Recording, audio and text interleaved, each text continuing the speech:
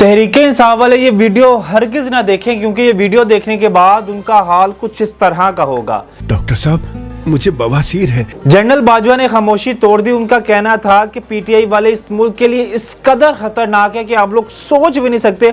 अगर इमरान खान मजीद वजीर आजम रहते तो पाकिस्तान ने नहीं बचना था। ये बड़ी अच्छी बात कही आप। इमरान खान ने सऊदी वली अहद के बारे में कुछ ऐसे अल्फाज बोले कि जिसके बाद उन्हीं के सफीर ने सऊदी वली अहद को बता दिया और बाद में पाकिस्तान को एक भारी कीमत चुकाना पड़ी थी।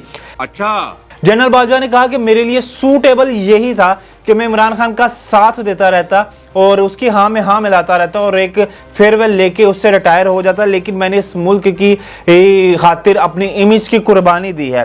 बस लायक है क्या? इमरान खान ने कबीना में सऊदी वली अहद को पंजाबी में कोई मेरे ख्याल से शायद गालिम गलोच को इस तरह की बात की थी, जिसके बाद उनकी की सफीर ने उनको बताया और बाद में उन्होंने कहा कि जी खान साहब तो आपके बारे में ये कहते हैं सऊदी वली अहद साहब। तो फिर उन्होंने कहा अच्छा जी, एक तो हमसे पैसे भी लेते हो, हमारे पास आके इमदाद भी मांगते हो और ऊपर से हमें आंखें भी दिखाते हो।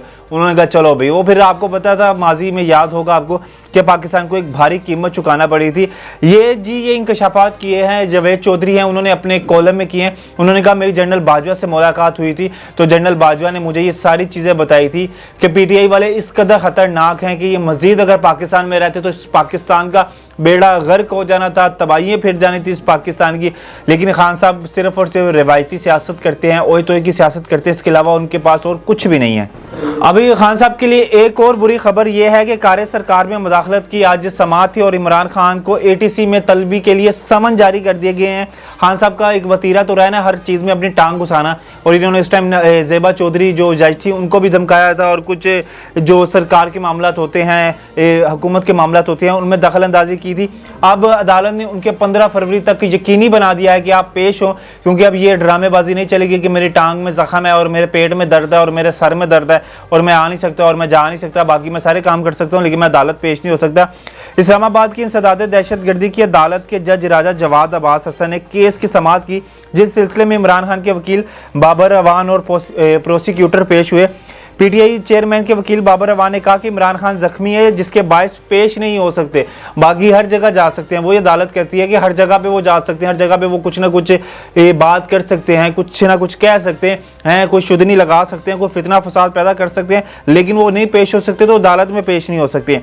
इमरान खान पे फर्द जुर्म आयद ना हो सकी और उसके बाद अब यही है कि उन्होंने 15 फरवरी तक इन्हें पेश होने के लिए हुक्म दिया है। अब जो जनरल बाजवा के हवाले से जो आपको बातें बताई, ये जावेद चौधरी ने कॉलम लिखा है कि मुझे मुलाकात हुई थी, लेकिन जनरल बाजवा की जो खबरों में आ रहा है, ज़राए कह रहे हैं कि जनरल बाजवा ने इसकी तरदीद कर दी है कि ऐसी कोई बात नहीं। लेकिन जावेद चौधरी साहब ने जो बातें की हैं, जो लिखी हैं, वो उन्होंने जाहिर से बात है कोई गारंटी से और कुछ ना कुछ सोच के ये कॉलम लिखा होगा। अब उम्मीद करते हैं कि इमरान खान और पीटीआई इतना ख़तरनाक पाकिस्तान के लिए साबित नहीं होंगे, क्योंकि इनका मक्कू ठपना पड़ेगा। जब तक मक्कू नहीं ठपता तब तक के लिए आप हमें इजाज़त दें। अल्लाह निगहबान।